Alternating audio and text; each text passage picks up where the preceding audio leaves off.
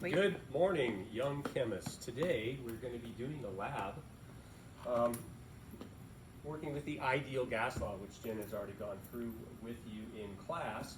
And if you look here, we have our procedure that is essentially going to use a fairly common chemical reaction between a relatively active metal, magnesium, and a strong acid, in this case hydrochloric acid, although we're going to mix it up a little bit and use actually two different acids today. Bottom line is that we're going to make some hydrogen gas, and we're going to collect that hydrogen gas in this apparatus here, and then using our ideal gas law and our experimental setup, we'll be able to sort of evaluate how well the experiment worked by comparing the amount of gas that we collect from our experiment with the theoretical amount we should get using the balanced chemical equation and our knowledge of the ideal gas law. So here we have our basic experimental setup. It consists of a gas collection tube, which is graduated in milliliters. And I put it in a beaker of water and then stuck a hose up into the gas collection tube. And here's going to be our reaction vessel where we're going to do our reaction. The gas is going to move through the tube and collect in here, and we'll be able to read the volume of gas generated at the end of the experiment. I have an identical setup over here, and we'll do another trial using, in this case, not hydrochloric acid, but acetic acid, and you'll be able to see the relative differences between a strong and a weak acid in this particular reaction. Here's our data collection table here. We're going to be interested in the mass of the magnesium metal, the volume of gas produced, the temperature, and the pressure, and if you then use our ideal gas law, we can figure sort of the amount of gas that we ought to get using that PD equal nRT. Well, let's go ahead and get started. Here is our analytical balance, and here's my little tray of pieces of magnesium ribbon, we call it. And so the first thing we're going to do is take a mass of one of those pieces of magnesium ribbon, confirm that my scale is at 0, and I'll just put a piece of this magnesium ribbon on the stage, close the door to minimize any effects of the air circulation in the room, and you can read there to our 3 decimal places the mass of the magnesium ribbon going to be 0.065 grams. I'm going to put that in our data table there. Second step of our procedure is to put about 8 milliliters of our hydrochloric acid into our reaction vessel. Here's a little graduated cylinder. You can see the graduations on there. And so I'm just going to use my little dropper here to put about 8 milliliters of acid in there.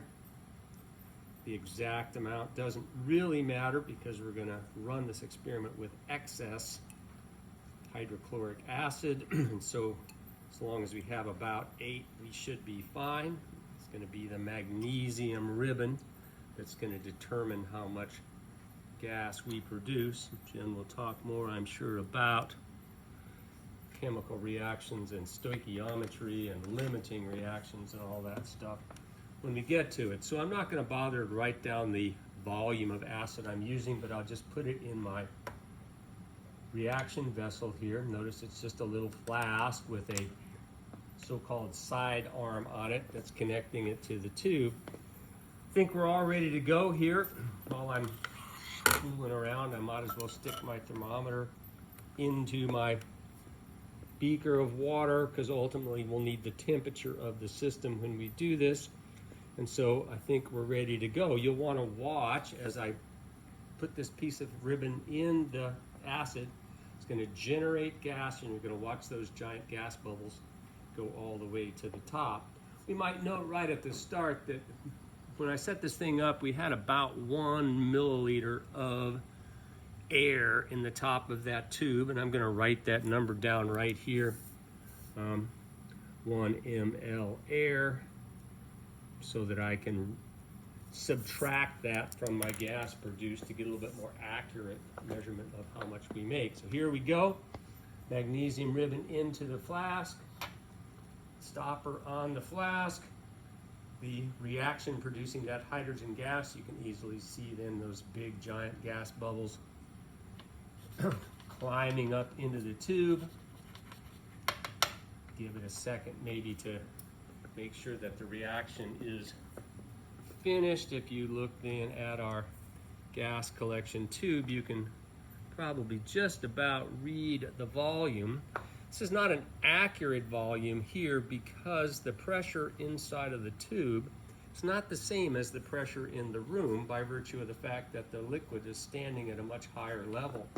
So in order to produce a corrected volume for that, we're going to have to do another step. We're going to have to put our gas collection tube into this giant graduated cylinder and move the tube up and down until we can get the level of the liquid matching, and then we'll know that the pressure in the room is the same as the pressure in our tube. I do that in the sink because it usually makes a mess. And so what I'm going to try and do here, it's much easier if you have two people to kind of help, is I'm going to try and raise that gas collection tube a little bit so that I'm almost at the top of the liquid. I'm going to put my finger in there. I'm going to get rid of that tube. I'm going to put my finger on the tube. I'm going to switch it over to here, and then notice if I move my tube up and down, it changes that volume just a little bit. So putting our two liquid levels aligned, I'm showing about 62.3 milliliters of gas. And so I'll write that down here, 62.3 ml. Again, I'm sure that you've heard a number of times it's important that we record all of our measurements with the maximum precision that we can given our instrument. If we look at our thermometer probe, the temperature working out to be about 22.2 degrees Celsius. That goes here in our data table as well. And the final piece of information we need in order to reconcile our ideal gas law is the pressure in the room, the atmospheric pressure. Here's a little barometer, and I don't have many options in terms of what the pressure is recorded in, and the units that this barometer uses are millibars, which is yet another pressure unit. And so our pressure in the room today, 1,008 millibars. I'll write that down here. And obviously a big part of the lab analysis is going to be to reconcile all of those units so that we can use our ideal gas law to calculate the theoretical volume. We're going to compare it to the actual volume, and that will give us an idea as to how well our experiment worked.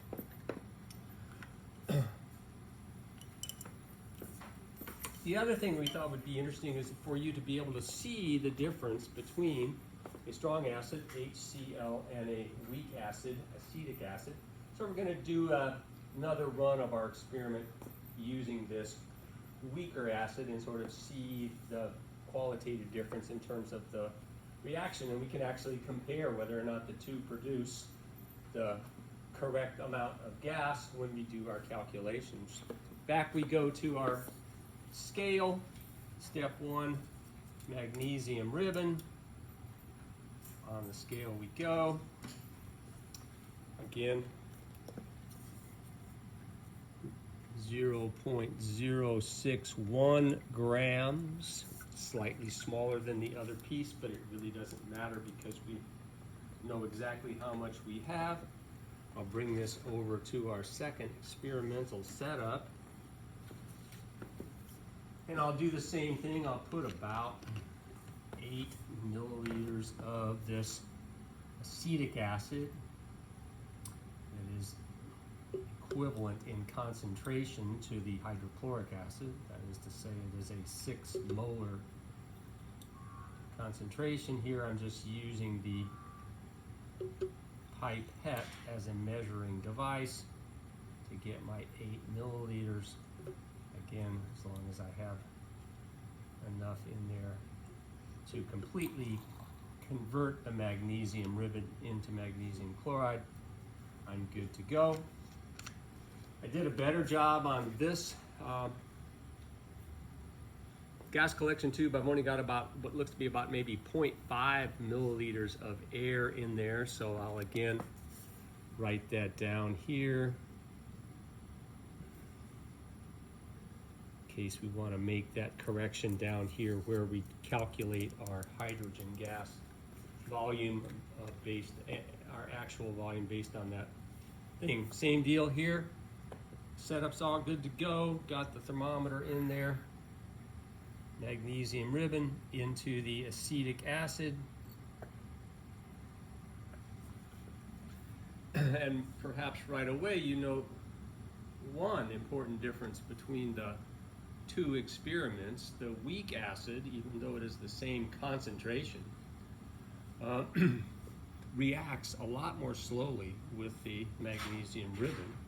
And so you can see that the bubbling down here is a lot less vigorous, and it takes a little bit longer for the gas to make its way up through the gas collection tube, which it doesn't seem to be doing at all. Do you have a hole in that? I don't think so. Oh.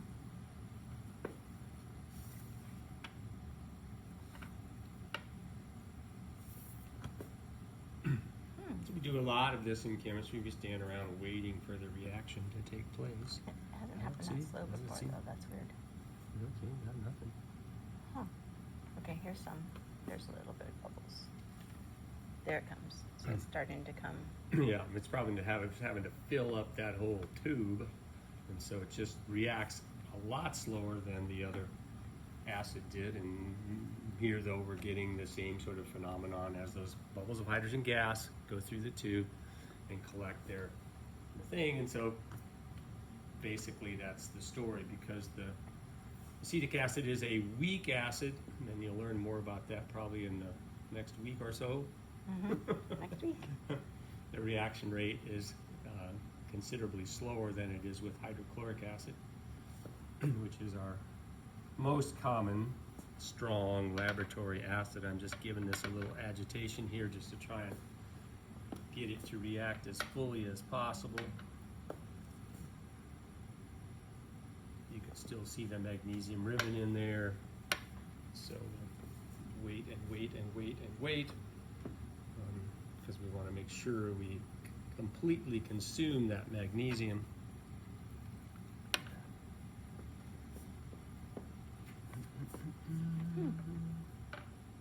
Is it gone? Oh, there's a teeny little bit in there. Whoops, right there.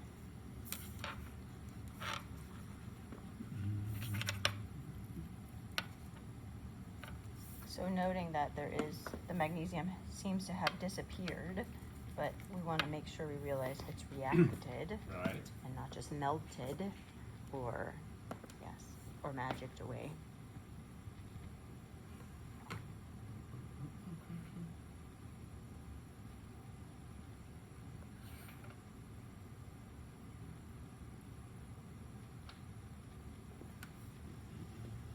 And that's a different, Just a little bit. completely different volume. No idea what's going on. No idea what's going on. Okay, so this one might be a weird one, but that's okay. So I'm going to grab my graduated cylinder again. Going to pull this original tube out. I think if it's okay, I'm going to relocate to this sink just because it's closer.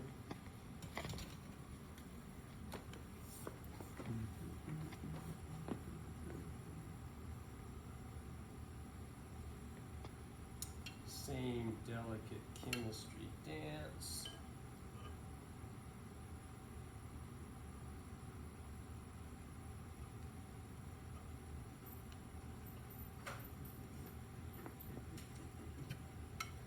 And now our volume of gas produced looks to be about 41.8 milliliters.